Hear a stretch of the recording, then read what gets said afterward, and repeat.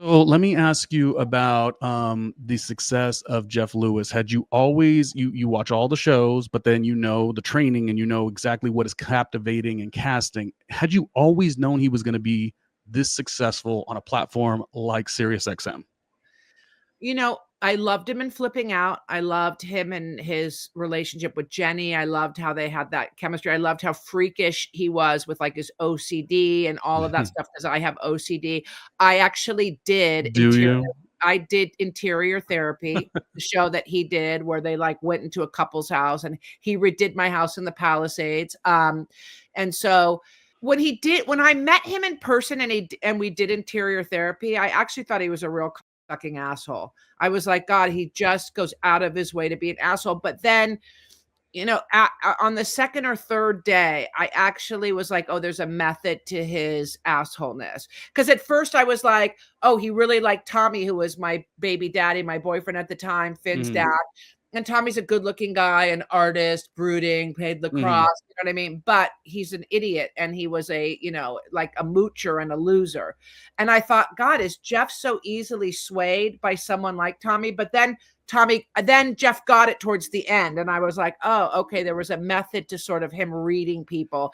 So no, am I surprised about his SiriusXM success? No, or his version of Chump Con, where he goes to Vegas like BravoCon, and no, I think it's fabulous. I think good for him. Yeah. And he just redid his deal.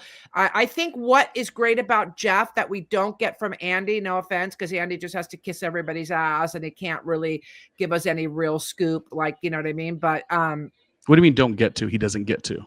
No, because he works for the network on Watch What Happens Live, meaning, and he's an executive producer.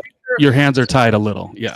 Not a little. Your hands are tied a lot, because if the network is going to look at, like when I was coaching the Love Island and they go, hey, we have 5 more minutes to fill of this session. And I said, okay, I sat them down on the couch and I said, okay, I'm going to ask you all the questions the audience really wants to know the answer to. Where do you shit in the villa?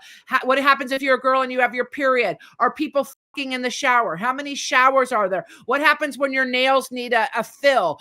How do you do your laundry? And they sat down and they answered all of these rapid fire questions that, in reality TV, no one ever answers. And like the producers and everybody came up to me and they were like, that was just such a fun segment, because once again, it's stuff that we don't ever get to hear, but you guys were there.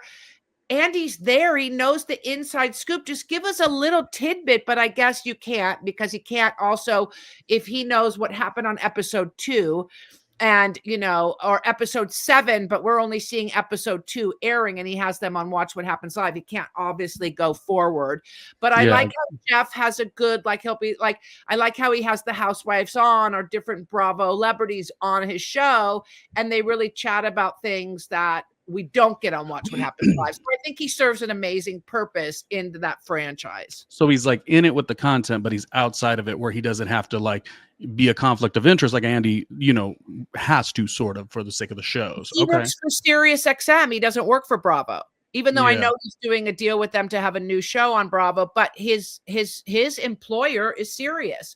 So, he doesn't have to kiss the asses of the Bravo celebrities and not spill too many things. No, he could be the polar opposite. Would you ever do a serious deal like that, where you were like, I know you love your freedom within your work and as an entrepreneur, would you ever want to do a deal where you were kind of stuck into the space where you have to do a show daily, although they might not? I cast the very first Bachelor Nation. My company, Marki Costello, cast season 1 of The Bachelor. And when it was we didn't know it was going to be a huge phenomenon success, because back in that day, we would do one show, go on to another show, go on to another show. I'm managing and I'm teaching and I'm casting reality and casting hosts and, just boom, boom, boom, hustle, grind. And when the show was such a huge hit, I remember Mike Fleiss, the creator at the time, said to me, I want you in-house. You're going to close your company, come in-house, work for me, blah, blah, blah, blah, blah. And immediately I was like, absolutely not. Sorry, take Lacey, who worked in my office, who I love and adore. But no, I wasn't. No. Yeah, because that way you could kind of do every new deal along this journey on your own accord. Okay. Got it. Well, if SiriusXM had a deal for me, I would take it because, this has been a long journey. Anyways, So I was going to ask you possibly about your thoughts on the talent of Nick Viall. I was maybe going to talk about that, and maybe we will get there. But I wanted to say, because we had talked about this a bit ago, I was like, who do you think is like one of the ultimate, like Bravo yet pop culture commentators? And I was like, is it Heather McDonald? What do you think, Marki? I With your skill Nick set and your experience. And you said, I think Nick Viall's way better than Heather McDonald.